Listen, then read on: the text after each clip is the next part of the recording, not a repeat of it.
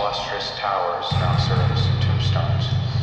For the dead yearn for burial, I stand alone. Within a fortress of colossal waves, being repelled by some unknown force, waiting for that force to wane so that it may consume all that remains. The sole source of light gifted to this valley of abandon is a never-ending sunset that rests just above those apocalyptic waves, as if resisting its own demise. The sunset cakes the land in a sinister dark orange color, casting shadows that I believe stretch eastward. The only evidence of life within these walls are the long dead trees lining the streets. Their branches resemble antlers and are without leaves, as if taunting life itself. This accursed concrete prison seems horrifyingly familiar, yet distant, as if it was a place I once knew and has now been corrupted, yet I do not remember it. I also can't seem to remember how long I've been wandering these streets. It feels as if it could be months, weeks, minutes, yet I walk.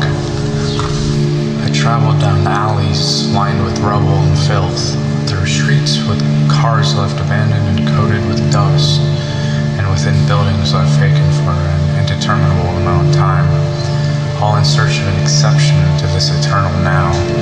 As I wander this landscape, it has slowly become clear I am walking in circles. Towers and shops repeat, along with the many landmarks I have made a point to remember. Strangely enough, I'm scarily emotionless. I must have been here so long I've accepted the cold embrace of this old world. The monotony of my hunt sends me into a trance-like state, deafened to the outside world. I recede into my mind, where there's only static and hollowness. It is, until I hear a loud crash further down the road, maybe 100 feet or so, towards the sunset. Reawakened to the world around me, where I'm surrounded by shops and apartments, I focus my gaze towards the noise, heart now racing. My eyes are unable to focus on the street ahead due to the glare of the orange sun, reflecting off windows and the street below. I enter into a sprint aimed at the street, speeding past boarded up windows and cars with windows shattered. I notice a shadow move into an alleyway on my right, just a building or two away. I follow the shadow, not letting up on my pursuit. As I'm turning off the mangled asphalt and onto the shattered sidewalk, I nearly am tripped by what I can only assume was the source of the noise originally. An upheaval of trash that spewed from a fallen trash can. A trash can accompanied by a bicycle left abandoned, chain still slowly spinning its wheel. I recover from my near fall and dart into the alley, being hosted between two brick buildings. I catch a glimpse of the figure going off behind a building on my left.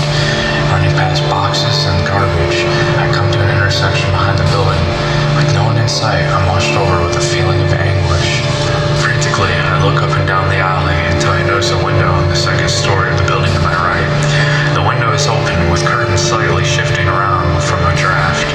They had to be in there. They couldn't have hid in the alley. I would have noticed them, as well as they would have not had time to run down the alley without at least me seeing them.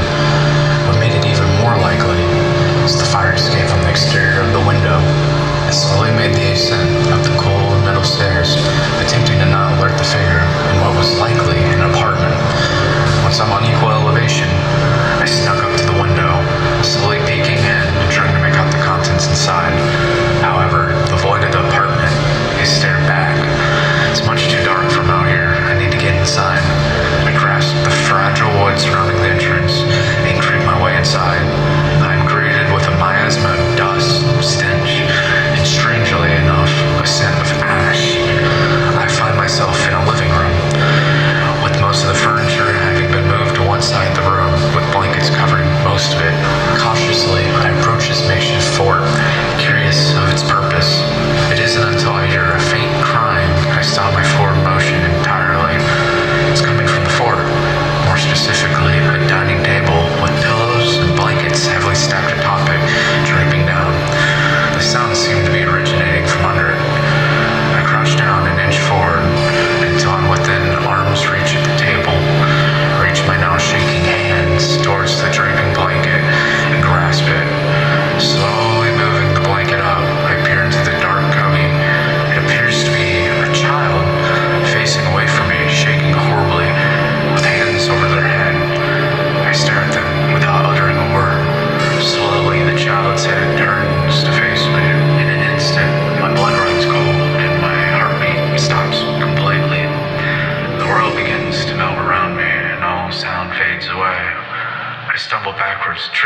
myself on a leg of a turned-over chair. Peering from the darkness, the child and I locked eyes. I knew the child's identity that instant, for that child was me, from long ago.